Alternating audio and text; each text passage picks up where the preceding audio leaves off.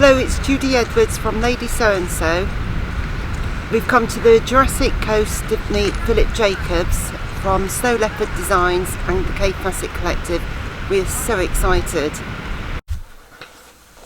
Here's some of the fabrics that we're stocking at Lady So-and-so in Henley-on-Thames for Philip's new Arcadia designs.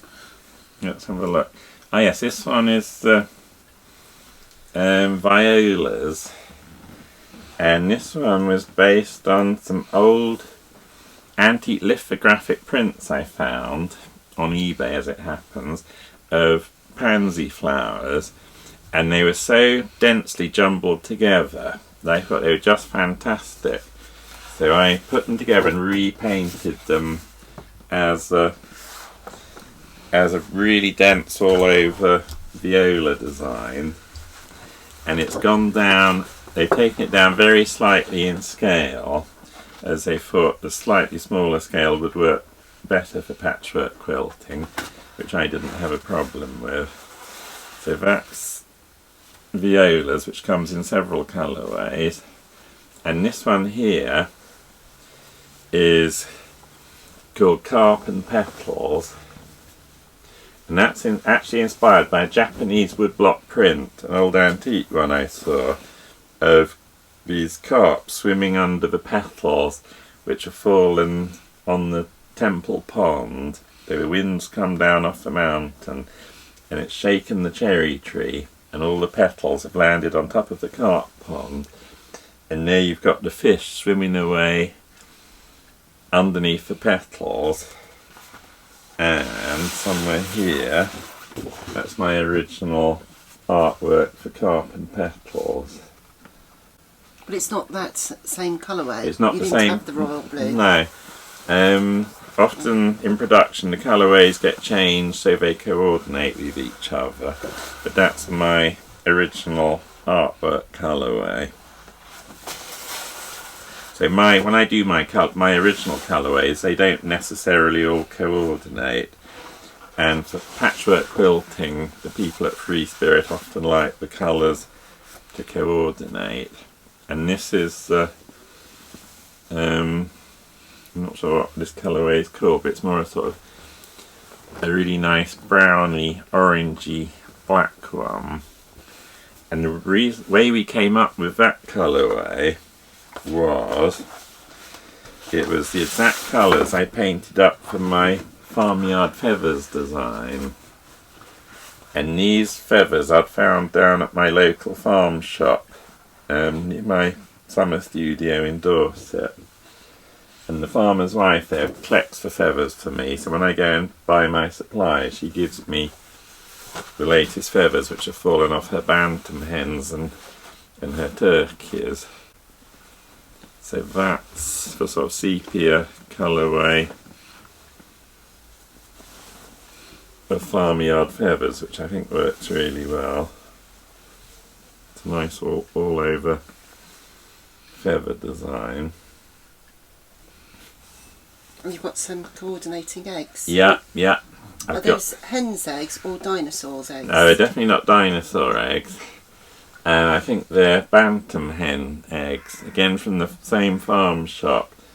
I go and buy their bantam eggs, and somewhere I've got the original artwork. Yes, here it is. This is my original painting for the eggshell design. That was my original colourway, though it isn't produced in that colourway.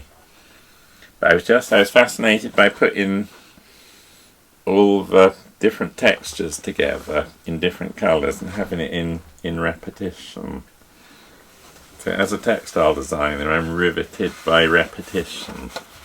So it doesn't matter what it is, whether it's dinosaur bones or ammonites or Buddhas, I just get lots of them and put them all together.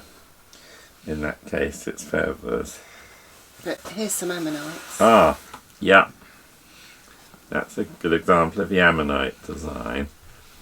And these are fossil sea creatures. They're a bit like the modern day nautilus shell.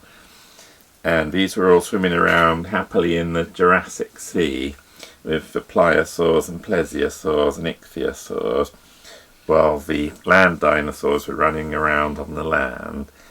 And these circular creatures were swimming in the sea. And down here in Dorset, I've found so many of them on my adventures along on the beach when I've been looking for dinosaurs, but I decided to turn them into a design, and that's my original artwork for the Ammonite design, which in the Arcadia collection plays the role of a semi-plane.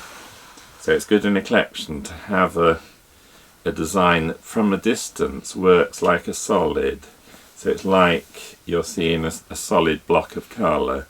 When you get closer to it, you see it's also a pattern, but that's the blue colourway of Ammonite. This one would be gorgeous for borders. Yeah. Sort of a stripe. Yeah, that's called shell stripe. And that was a design mostly based on old Victorian lithographic images I've got in my archive of shells, because the Victorians were very keen on their natural history and they loved collecting shells as well as dinosaurs. And somewhere here I've got my artwork for shell stripe.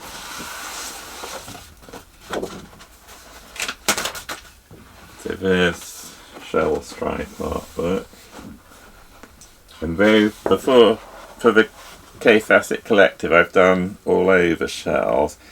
In this case I've arranged the shells in columns, so you get these alternating columns of different textures and different colours, and it's like you've got spots and then you've got stripes. So it's great as a designer putting all these different types of textures together and seeing how they work and dance with each other. So that is what I love about textile designing, is just ultimately you're just creating this collage of pattern and texture. So that's shell stripe. What else have we got there? I think some more feathers. Yeah, that's a blue colourway for feathers. I quite like the idea of having designs which are all in the tones of one colour, which we've done with the feather one. Again, it can work like a solid from a distance. And you've got some more ammonites there. This is the ammonites working in red as a solid design.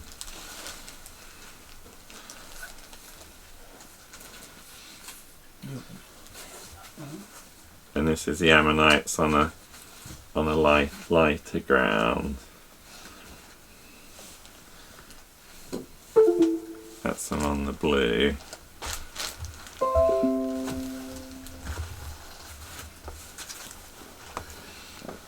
And these are some of your fabrics that you've produced for... Yeah, these are for the Kaffe Fassett Collective. And this one here is called Succulent. And this one, I've just seen pictures of the way succulents just grow all over a rockery. And they're so dense. And originally I did it in a very naturalistic colour, but this is one of Kaffe's colours, which has these very strong reds and blues, which is a very typical, beautiful Kaffe colour.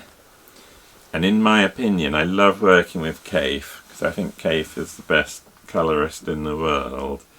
So it's us two working together is a really good artistic collaboration. Ooh. Here's another one that I love, really nice and bright. That's one of my poppy designs. Let's get it the right way around. This was based, again, it was based on an old lithographic print from a seed packet of Shirley poppies.